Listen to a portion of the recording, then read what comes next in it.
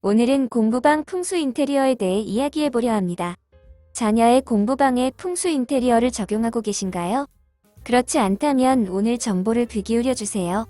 그럼 지금부터 공부방 풍수가 우리 아이들에게 어떤 영향을 주는지 알아보겠습니다.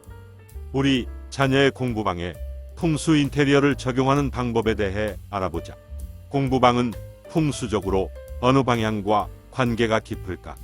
음양오행론으로 따져보면 동쪽은 절도를 나타내는 방향이고 남쪽은 예절을 나타내며 서쪽은 의리를 나타낸다. 그리고 북쪽은 지혜 혹은 지식을 나타내는 방향이다. 그렇기 때문에 공부가 잘 되게 하는 방향은 기본적으로 북쪽인 것이다. 학생 혹은 수험생이 차분하게 공부하지 않으면 그 집의 중심에서 공부방을 북쪽으로 배치하는 것이 가장 바람직하다. 북쪽은 햇볕이 가장 적게 들어오는 곳이 되어 안정감을 주고 기운 자체가 맑고 서늘하게 다가오기 때문에 공부해야 할 내용이 잘 들어오게 하는 특별한 방위이다. 학부모 혹은 수험생이 공부에 대한 애착은 강렬한데도 별로 뚜렷한 성적을 내지 못하는 경우가 많다. 그런 경우 드물지 않게 남쪽에 공부방을 정했을 경우가 많다고 볼 수 있다.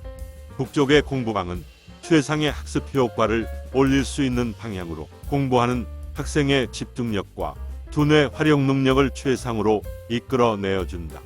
공부가 잘 되게 하는 체질, 풍수 요소는 바닥을 카펫보다도 밝은 나뭇결로 마무리하고 브라운 컬러의 매트를 깔아주는 것이 좋다.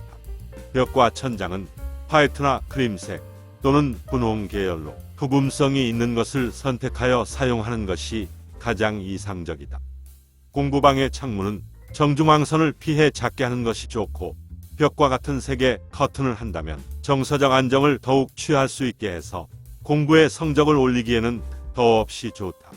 공부방 가구 배치는 학생 혹은 수험생의 침대는 방의 동쪽이나 남쪽으로 놓고 머리도 동쪽이나 남쪽을 향하게 하는 것이 좋다.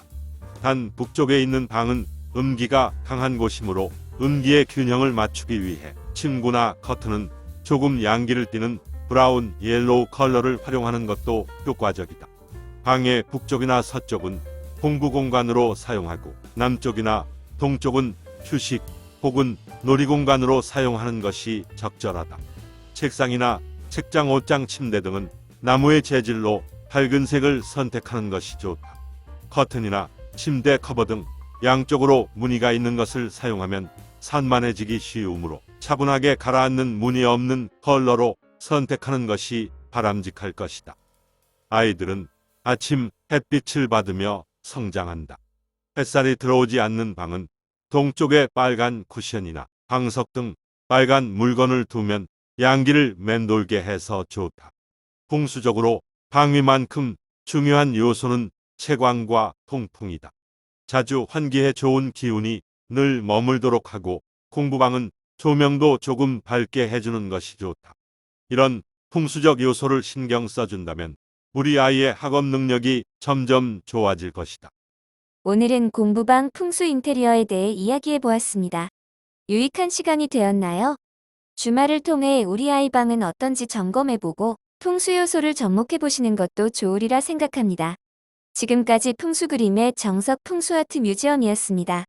오늘도 소중한 시간 내어 끝까지 시청해주셔서 감사합니다.